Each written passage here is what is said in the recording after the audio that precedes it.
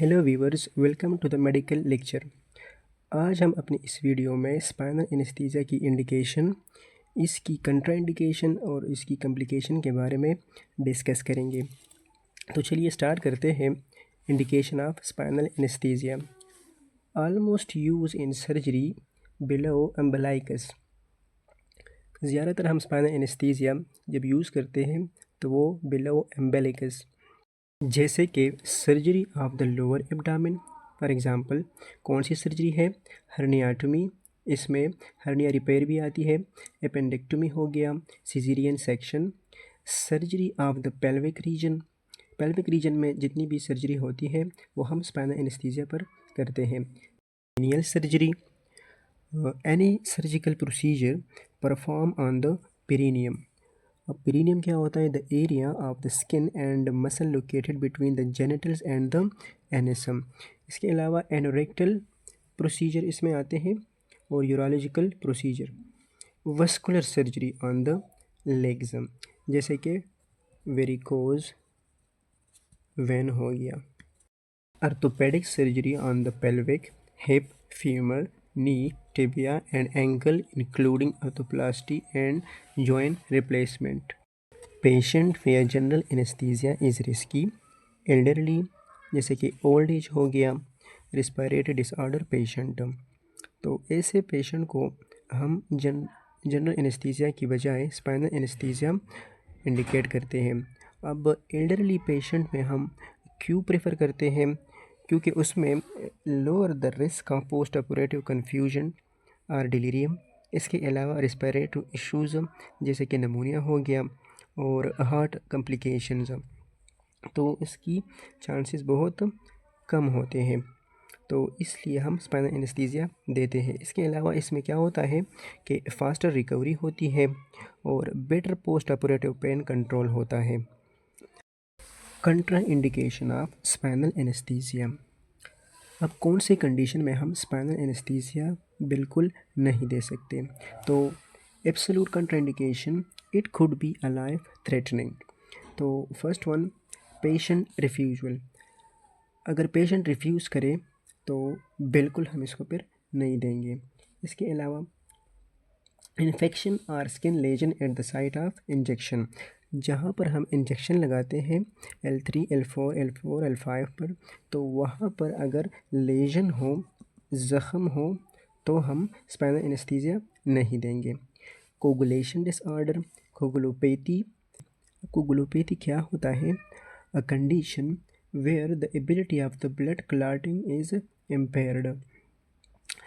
Thrombocytopenia, anticoagulant therapy, ये भी एक ब्लड डिसऑर्डर है जिस वॉल्यूमिया या शॉक, अगर कोई पेशेंट शॉक में हो या हाइपोवॉल्यूमिक हो तो उसमें स्पाइनल एनेस्थीसिया बिल्कुल नहीं देंगे। Increase intracranial pressure due to mass lesion. अब अगर किसी पेशेंट को ब्रेन ट्यूमर हो तो अगर ICP बहुत ज़्यादा रेज हो तो उसमें हम नहीं देंगे। Relative कंट्रा indications, it could be used with cautions. उसमें क्या आता है? सेप्सिस, अगर कोई पेशेंट सेप्सिस में हो, ये भी एक लाइफ थ्रेटनिंग मेडिकल इमरजेंसी है। Cardiac and metal stenosis, hypertrophic cardiomyopathy हो, सीवियर स्पाइनल डिफॉर्मिटी, मतलब स्पाइनल का जो शेप होगा वो बिल्कुल इर्रेगुलर होता है। स्कोलियोसिस, प्रीवियस स्पाइन सर्जरी, अब अगर किसी पेशेंट की स्पाइन सर्जरी पहले से हो गई हो, इसके और स्कोलियोसिस क्या होता है? तो एबनॉर्मल स्पाइन शेप, उसका जो स्पाइन का शेप होता है वो सी शेप होगा या एस शेप होगा, इसी तरह या इसी तरह होगा। Uncooperative patient, neurological disease, multiple sclerosis या पेरिफेरल न्यूरोपैथी। अब कॉम्प्लिकेशन ऑफ स्पाइनल एनेस्थीसिया, अब कौन सी पेचीदियाँ है जो कि स्पाइनल एनेस्थीसिया की वजह से हो सकते हैं? तो कॉमन जो हमारे पास कॉम्प्लिकेशन आते हैं स्पाइनल एनेस्थीसिया की जब हम देते हैं तो वो है hypotension due to sympathetic block. अब सिंपैथेटिक ब्लॉक क्या होता है? स्पाइनल एनेस्थीसिया में हम क्या करते हैं? स्पाइनल एनेस्थीसिया में हम block the sympathetic nerve fibres which control blood vessel tone and the heart rate. तो उस वजह से क्या हो जाती है, हाइपोटेंशन हो जाती है। इसके अलावा bradycardia, decrease the heart rate, decrease the heart rate. जब हार्ट रेट डिक्रीज होता है तो उसको हम क्या कहते हैं, ब्रेडिकार्डिया। इसके अलावा नाजिया एंड वोमिटिंग, ये होता है पोस्ट ड्यूरल पंक्चर हेडेक। अब लेस कामन इसमें जो कॉम्प्लिकेशन होती है अमूमन बहुत कम होते हैं, तो उसमें यूरिनरी रिटेंशन आती है, बैकेज आता है, हाई स्पाइनल ब्लॉक जिसमें क्या होता है, डिफ़िकल्टी ब्रीथिंग होती है और हाइपोटेंशन होता है। अब जो सीरियस कॉम्प्लिकेशन है तो उसमें टोटल स्पाइनल एनेस्थीसिया। अगर हम L3 L4 से ऊपर की तरफ जाए तो इस फिर क्या होता है कि एनेस्थीसिया का जो इफ़ेक्ट होता है वो ऊपर की तरफ जाता है, जिससे क्या होता है, एपनिया होता है, stop breathing for a short time.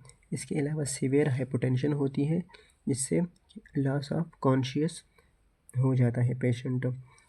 इसके अलावा न्यूरोलॉजिकल इंजरी, नर्व डैमेज होते हैं, कोडा equina syndrome, peripheral nerve injury, haematoma हो सकती है, specially in coagulopathy patient, vertebral canal haematoma भी हो सकता है,